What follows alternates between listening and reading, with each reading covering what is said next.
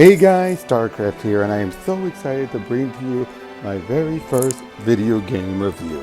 I hope I do this well enough. I don't want to disappoint the guys who sent me the review code, but yeah, what am I talking about? Cthulhu Saves Christmas. Yeah, believe it or not, this is a prequel to Cthulhu Saves the World. Yes, again, really. What kind of game, what kind of creators would make this kind of game? That would be the people at Zeboyd Games, I hope that's how you say it. They have a pretty interesting history. One of their earliest games was a freeware game that's called Molly the Vampire, which is this girl named Molly who gets bitten by a werewolf, a vampire, and a zombie all at once and becomes awesome. That tells you the kind of humor they're in. Their first main game was called Breath of Death 7. Ignore the 7 for a moment, because basically the whole point of the game is you play as this skeletal warrior called Dem, who basically goes around with this healer named Sarah who developed a liking for him, and you try and save the world, or try to reverse everything that happened. It's a very tongue-in-cheek game, and as you can see from my gameplay footage, a JRPG. That is the style that Zeboyd would usually do. Then they did the game I mentioned earlier, Cthulhu Saves the World. Cthulhu awakens from his slumber, wanting to go conquer the world, and then this mysterious wizard guy, we think it might be one of the player characters later on. In fact, the bonus mode I'll get to later really implies that, but we never get any official confirmation. Anyway, Cthulhu has lost most of his incredible power and the ability to drive people insane by being in proximity to them. And he's told by the narrator, who Cthulhu can speak with, of course, this game isn't supposed to take it seriously. With a title like that, what do you expect? And is told he has to become a true hero to be able to regain his powers. So he then decides to go forth and, in his own goofy fashion, starts to do so. He meets up with a woman named Umi who has the hots for him, something fierce. I am not kidding. Then he also meets up with a sentient sword named Sharpay. Yes. Then he also meets up with a necromancer named October. The wizard I mentioned earlier, Tacabre. I think I'm getting the orders mixed up. No, that's right. And then you can also meet up with, you can actually have a bonus fight with Dem and recruit him. Really hard fight. You also have a dragon named Ember. Yes. Who can actually help you be your guy to fly around all over. And now you can only have 4 members in your team, so you have to swap them out. It's one of those games where, but the interesting thing about this game is that you can actually have a limited number of fights in each dungeon area. You can still, though, go into the menu and select the fight if you want to level up. You can then also go into the fight. When you do so and you win, you get your health filled up again, and you get a little bit of the MP filled up. Not all the way, unfortunately. You'd have to use a save slot for that. You go to save at any time, but that's just saving your progress, not, again, rejuvenating your MP like the regular save spots do. And yeah, you just go around doing the traditional JRPG stuff, and then you eventually, as Cthulhu, you save the world and start to cause all sorts of insanity, and then he decides, no, I want to be a hero instead. Geez, thanks, narrator. But yeah, it's one of those crazy stories.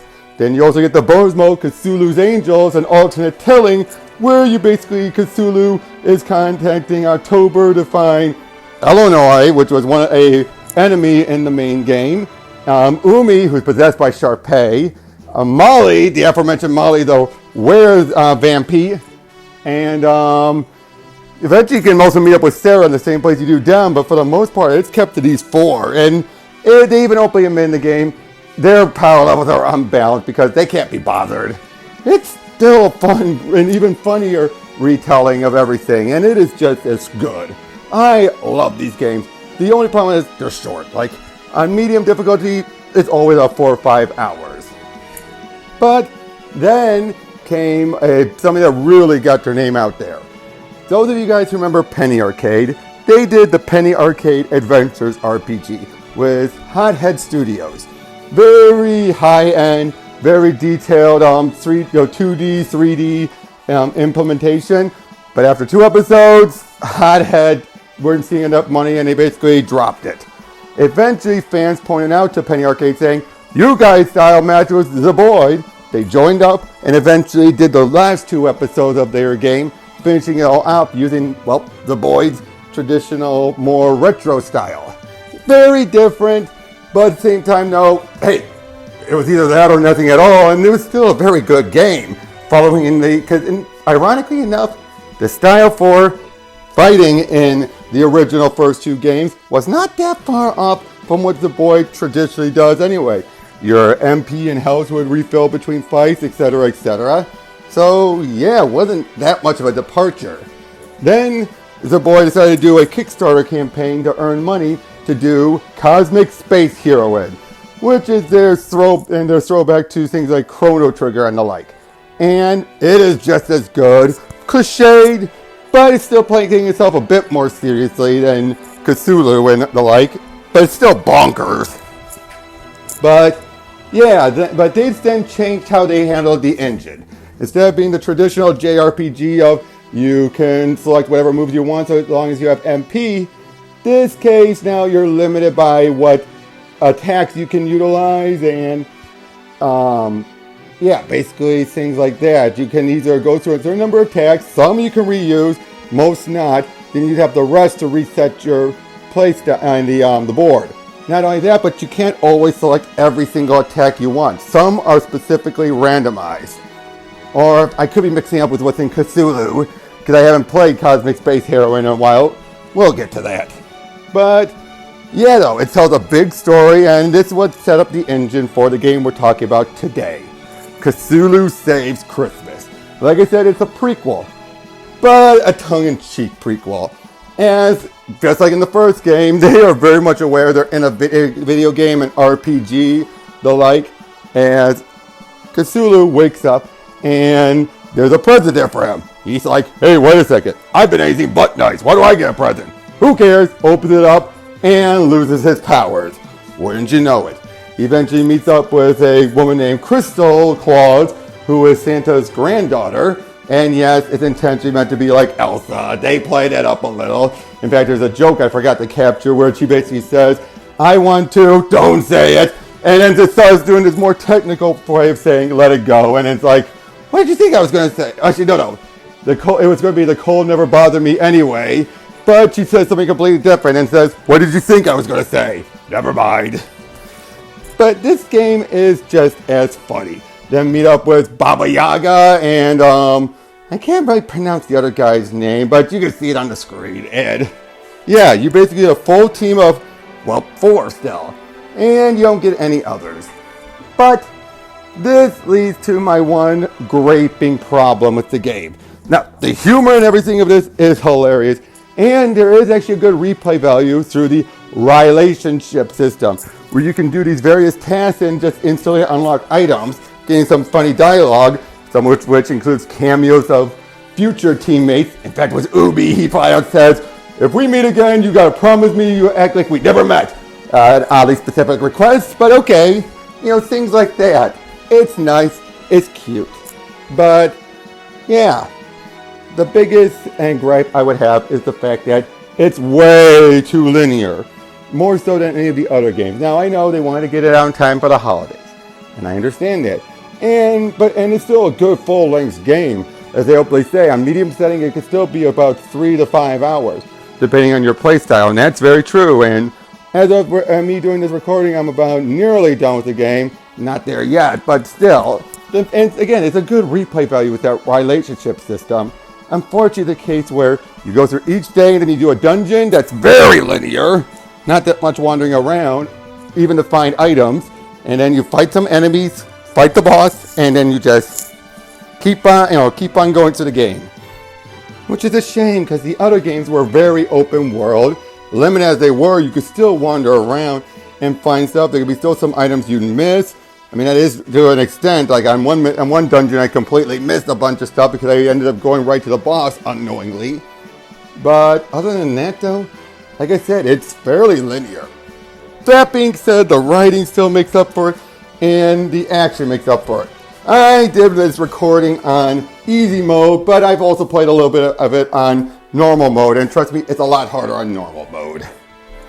The music is still as awesome. You're already hearing some of the songs from the original game. They're just as good, if not better. The graphics, since they're using the Cosmic Space Hero and engine, a lot more detail, better backgrounds. So much of it is good. The other thing, like I said, is the fact that a lot of the fights are different because they do randomize a lot of the attacks using the, like I said, the engine. And that does make it slightly different where you go in and you have to both know what you're doing with your attacks, but then also you're not always guaranteed each fight. Things like that. And at least you're still able to randomly do a fight whenever you want if you want to raise things up. But overall, like I said, it feels like this is it's a prequel like it was said, but it does feel like a little bit of a step back from Cosmic Space Hero. But again, it was done for the holidays, so it gives it a pass for that, if you ask me. And it still fits within everything they've done, and I say this was a really, really, really good game. So, what can I say? I give this game, if I had to go on a ranking, an 8 out of 10. It's fun, it's enjoyable, it's short, and, well, yeah, it's fun. They estimate, like I said, about 4 to 5 hours playtime on medium difficulty. It'll be out on the 23rd for $9.99 US, and then $4.99 for the soundtrack. Plus, if you you can get a bit of a deal for a $13.99, I believe, for a bundle with both of them.